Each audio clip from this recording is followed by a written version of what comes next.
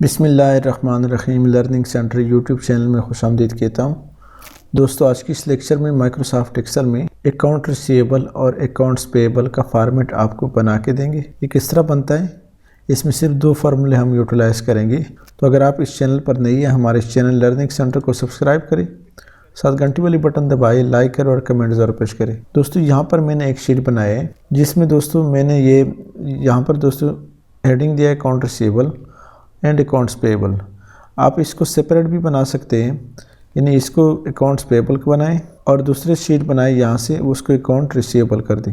यहाँ दोस्तों डेट है, यहाँ इनवाइस डेट नंबर है, पेमेंट ड्यू डेट है, कस्टमर नेम है, अमाउंट है, लेट फ़ी है। अगर आप उसके ऊपर कोई लेट फ़ी लगाते हैं, पेमेंट पे न करने की सूरत में लेट फ़ी लगा सकते हैं। टोटल कितना उसने पे किया है और पेड डेट है, किस डेट को उसने पे किया है। यहाँ पर दोस्तों आउटस्टैंडिंग जो अमाउंट होगी वो यहाँ पर दोस्तों हम फार्मूला के तहत पेड करेंगे।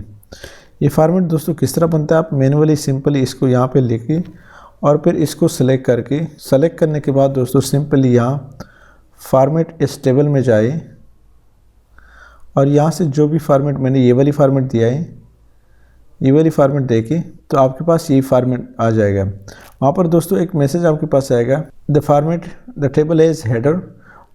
आपने उसको टिक करना है, टिक मार्क उस पर लगाना है। उसके बाद ओके कर दी तो आपके पास यही फार्मेट आएगा। यहाँ दोस्तों ये सारा डेटा मैंने मैनुअली पुट किया है। यहाँ दोस्तों ये फार्मेट किस तरह बनता है आप देख रहे हैं, आपके पास फार्मेट इस तरह आएगा। यहाँ सिंपली Ctrl+Shift+3 पुट करेंगे तो आपको यही फार्मेट मिलेगा। या यहाँ पे राइट क्लिक करके अपने माउस का फार्मेट सेल में जाए तो फार्मेट सेल में दोस्तों यहाँ पर ये सारे फार्मेट हैं। डेट पे क्लिक करें तो आपके पास यहाँ पे यूनाइटेड स्टेट्स सेलेक्ट करें तो यहाँ पे आपके पास कई सारे फार्मेट हैं। इस यहाँ से भी दोस्तों आप अप्लाई कर सकते हैं।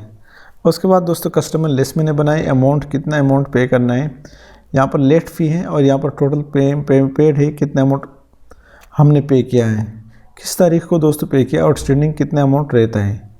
तो सबसे पहले दोस्तों यहाँ पर लेट फ़ी के लिए फार्मूला हम पुट करते हैं, equal to if into payment due date greater equal to ज़्यादा या बराबर है। ये दोस्तों इफ़ लॉजिकल टेस्ट में अप्लाई करें पेड डेट। अगर दोस्तों पेमेंट ड्यू डेट बराबर या इक्वल टू है, ज़्यादा या बराबर इक्वल टू पेड डेट है, if the payment due date is equal और greater than paid date double comma, तो यहाँ पे क्या आएगा, two time comma means here the cell will be blanks. यहाँ पे दोस्तों सेल ब्लैंक आएगा। It will be in the value if true, ये दोस्तों वैल्यू इफ़ ट्रू में आएगा। अगर पेमेंट ड्यू डेट बराबर ज़्यादा या बराबर पेड डेट के हैं तो यहाँ पे दोस्तों ब्लैंक आएगा सेल। वैल्यू इफ़ फॉल्स में हमने क्या पुट करना है, in value if false we are going to put 500 late fee और any other amount. Value if false में दोस्तों 500 या कोई और अमाउंट आप पुट कर सकते हैं। ब्रैकेट क्लोज करें, close the bracket and enter, click here and simply double click और drag. So you can see we have put the paid date manually, all the data other, only this late fee and outstanding will be through formula base.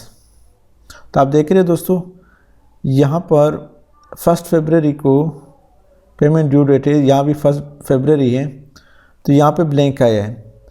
Payment due date is February 1st and the paid date is February 1st, so the late fee is blank. Payment due date 2nd February and now we are going to create formula for outstanding balances. अब हम दोस्तों outstanding balances के लिए formula create करना चाहते हैं। तो यहाँ दोस्तों आप देख रहे हैं 2nd February ड्यू डेट है और यहाँ पर 2nd मार्च को पेड किया है, इस वजह से दोस्तों यहाँ पे लेट फ़ी लगा है। इस तरह ये देखें दोस्तों, ये तीनों 4 फरवरी को 4, 5, 6 February are the due date and we make the payment on 4 April, 5 March and 6 March. Therefore we are going to pay the late fee. हमने 4 अप्रैल, 5 मार्च और 6 मार्च को पे किया है, इस वजह से लेट फ़ी लगा है। अब दोस्तों आउटस्टैंडिंग का फार्मूला हम पुट करते हैं। तो क्या फार्मूला है, equal to amount minus total paid, total amount minus total amount paid plus late fee. We created the formula equal to total amount minus total paid plus late fee, enter करें। Here the total amount is 32,000 and the paid amount is also 32,000. Therefore the outstanding is 0. Here amount is 13,000. Late fee is also applied and the total amount is paid is 8,900. So the difference is 4,000 and 600. This also include the 500 late fee. हमने total दोस्तों 13,000 पे करने, जिसमें हमने 8,900 पे किया और इसमें 500 लेट फी भी इंक्लूड है, तो टोटल रिमेनिंग है या आउटस्टैंडिंग है 4,600। इस तरह दोस्तों ऑटोमेटिकली ये फार्मूला सब पे अप्लाई हो चुका है।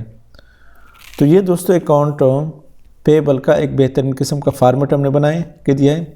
आपने जस्ट यहाँ पर दोस्तों रिसीव लिखना है, यहाँ पर रिसीव डेट लिखना है और रिसीवेबल डेट लिखना है यहाँ पे। बाकी सेम यही फार्मूला है, सेम यही फार्मेट है, जस्ट आपने हेडिंग में चेंजेस करना है। तो उम्मीद है दोस्तों आपको इस लेक्चर की समझ आई होगी। इस लेक्चर की समझ आई है तो हमारे इस चैनल लर्निंग सेंटर को सब्सक्राइब करें, साथ घंटी वाली बटन दबाएं, लाइक करें और कमेंट जरूर पेश करें। Thank you so much.